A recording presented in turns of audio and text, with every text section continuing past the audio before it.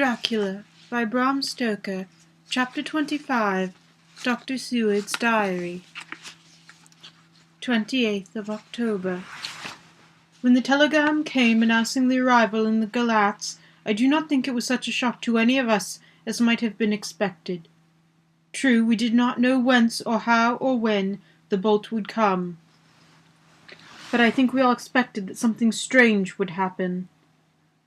The delay of arrival at Varna made us individually satisfied that things would not be just as we had expected. We only waited to learn where the change would occur. None the less, however, was it a surprise. I suppose that nature works on such a hopeful basis that we believe against ourselves that things will be as they ought to be, not as we should know that they will be. Transcendentalism is a beacon to the angels, even if it be a will-o'-the-wisp to man. It was an odd experience, and we all took it differently. Van Helsing raised his hands over his head for a moment, as though in remonstrance with the Almighty. But he said not a word, and in a few seconds stood up with his face sternly set. Lord Godalming grew very pale, and sat breathing heavily. I was myself half stunned, and looked in wonder at one after another. Quincey Morris tightened his belt with that quick movement which I know so well. In our old wandering days it meant action. Mrs. Harker grew ghastly white, so that the scar on her forehead seemed to burn. But she folded her hands meekly, and looked up in prayer. Harker smiled, actually smiled, the dark bitter smile of one who is without hope. But at the same time his action belied his words, for his hands instinctively sought the hilt of his great kukri knife, and rested there. "When does the next train start for Galatz?" said Van Helsing to us generally. "At 6:30 tomorrow morning." We all stared, for the answer came from Mrs. Harker. "How on earth do you know?" said Art. "You forget. Or perhaps you do not know, though Jonathan does, and so does Dr. Van Helsing, that I am a train fiend. At home in Exeter I always used to keep and make up the timetables, so as to be helpful to my husband. I found it so useful sometimes that I always make a study of the timetables now. I knew that if any of us were to take us to Castle Dracula, we should go by Galatz, or at any rate through Bucharest, so I learned the times very carefully. Unhappily, there are not many to learn, as the only train tomorrow leaves as I say." "Wonderful woman," murmured the Professor. "Can't we get a special?" asked Lord Godalming. Van Helsing shook his head. "I fear not. This land is very different from yours or mine. Even if we did have a special, it would probably not arrive as soon as our regular train. Moreover, we have something to prepare. We must think. Now let us organize. You, friend Arthur, go to the train. Get the tickets and arrange that all be ready for us to go in the morning. Do you, friend Jonathan, go to the agent of the ship, and get from him letters to the agent in Galatz, with authority to make search the ship just as it was here. Quincey Morris, you see the vice-consul, get his aid with his fellow in Galatz, and all can do to make way smooth, so that no time be lost when over the Danube. John will stay with Madame Mina and me, and we shall consult. For so if the time be long and you may be delayed, it will not matter when the sun set, since I am here with Madame to make report." "And I," said Mrs. Harker brightly, and more like her old self than she had been for many days, "shall try to be of use in all ways, and shall think and write for you as I used to do. Something is shifting from me in a strange way. I feel freer than I have been of late." The three younger men looked happier at the moment as they realized the significance of her words, but Van Helsing and I, turning to each other, met each a grave and troubled glance. We said nothing at the time, however. When the three men had gone out to their tasks, Van Helsing asked Mrs. Harker to look up a copy of the diaries, and find him the part of Harker's journal at the castle. She went away to get it. When the door was shut upon her, he said to me, "We mean the same. Speak out. there is some change. If it is hope that make me sick, for it may deceive us. Quite so. Do you know why I asked to get her manuscript? No, I said, unless it was to get an opportunity to see me alone. You are in part right, friend John, but only in part. I want to tell you something, and oh, my friend, I am taking a great, terrible risk, but believe it is right.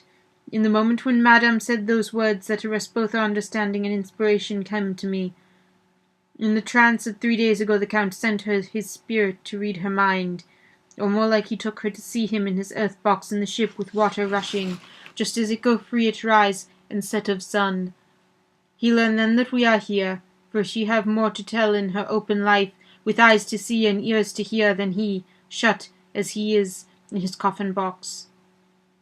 Now he make his most effort to escape us. At present he want her not. He is sure with his so great knowledge that she will come at his call, but he cut her off. Take her as he can do out of his own power, so that she come not to him. Ah, there I have hope that our man-brains, that have been of man so long, and that have not lost the grace of God, will come higher than his child-brain, that lie in his tomb for centuries, that grow not yet to our stature, and that do only work selfish, and therefore small. Here comes Madam Mina, not a word to her of her trance. She know it not, and would not overwhelm her, and make despair, just when we all want her hope, all her courage, when we most want all her great brain, which is trained like a man's brain, but is of sweet woman, and have special power, which the Count can give her, and which he may not take away altogether, though he think not so. Hush! Let me speak, and you shall learn.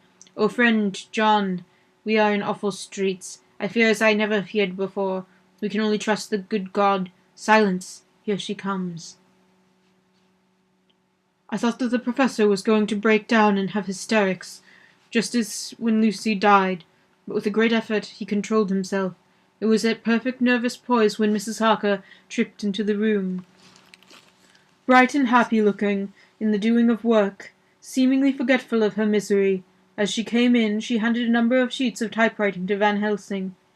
He looked over them gravely, his face brightening up as he read. Then, holding the pages between his finger and thumb, he said, "Friend John, to you with so much of experience already, and you too, dear Madam Mina, that are young, here is a lesson. Do not fear to think. A half-thought has been buzzing often in my brain, but I fear to let loose his wings. Here now, with more knowledge, I go back to where that half-thought come from, and I find that he be no half-thought at all, as he be whole-thought, though so young that he is not yet strong. Nay, like the ugly duck of my friend Hans Gunderson, he be no duck thought at all, but a big swan thought, that sail nobly on big wings, when the time come for him to try. See, I read here what Jonathan have written. That other of his race who, in a later age, again and again, brought his forces over the great river into Turkeyland, who, when he was beaten back, came again and again and again, though he had come alone from the bloody field where his troops were being slaughtered, since he knew he alone could ultimately triumph. What does this tell us? Not much, no, the Count's child thoughts see nothing, therefore he speaks so free. Your man thoughts see nothing, my man thoughts see nothing till just now. No, but there comes another word from someone who speak without thought, because she too know it not what it mean, what it might mean. Just as there are elements which rest, yet when in nature's course they move on their way and they touch, then poof, and there comes a flash of light, heavens wide, that blind and kill and destroy some, but that show up all earth below our leagues and leagues. Is it not so? Well, I shall explain. To begin, have you ever studied the philosophy of crime? Yes and no. You, Jonathan, yes, for it is a study of insanity. You know, Madam Mina, for crime touch you not but once. Still your mind works true, and argues not. There's this peculiarity in criminals. It is so constant, in all the countries and all the times, that even police, who know not much of philosophy, come to know it empirically, that it is. That it is to be empiric. The criminal always work at one crime. That is the true criminal, who seems predestinate to crime, and who will of none other. This criminal has not full man-brain. He is clever and cunning and resourceful, but he is not of man's stature to the brain. He be of child-brain in much. Now this criminal of ours is predestined to crime also. He too have child-brain, and it is of the child to do what he have done. The little bird, the little fish, the little animal learn not by principle, but empirically. And when he learn to do, then there is to him the ground to start from to do more. Give me a fulcrum, and I shall move the world. To do once is the fulcrum, whereby child-brain become man-brain, and until he have the purpose to do more, he continue to do the same every time, just as he have done before. Oh, my dear, I see that your eyes are opened, and that you be the lightning flash show up all leagues. For Mrs. Harker began to clasp her hands, and her eyes sparkled. He went on. Now you shall speak. Tell us, two dry men of science, what you see with those so bright eyes. He took her hand and held it whilst she spoke. His finger and thumb closed on her pulse, as I thought instinctively and unconsciously, as she spoke. The Count is a criminal, and of criminal type. Nordo and Lombroso would so classify him, and qua criminal he is of imperfectly formed mind. Thus, in a difficulty, he has to seek resource and habitat. His past is a clue. The one page of it that we know, and what from his own lips, tells that once before, when in what Mr. Morris would call a tight place, he went back to his own country, from the land he had tried to invade, and thence, without losing purpose, prepare himself for a new effort. He came again, better equipped for his work, and won. So he came to London to invade a new land.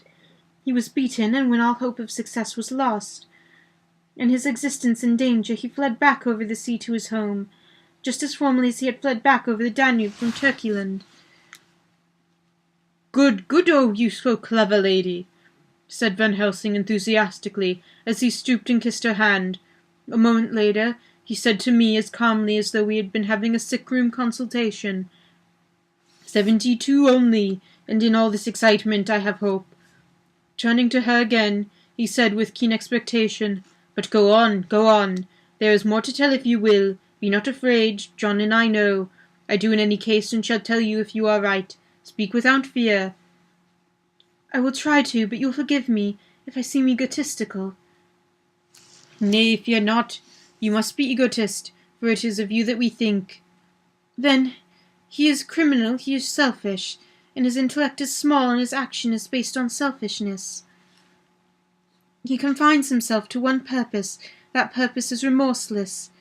As he fled back over the Danube, leaving his forces to be cut to pieces, so now he is intent on being safe, careless of all.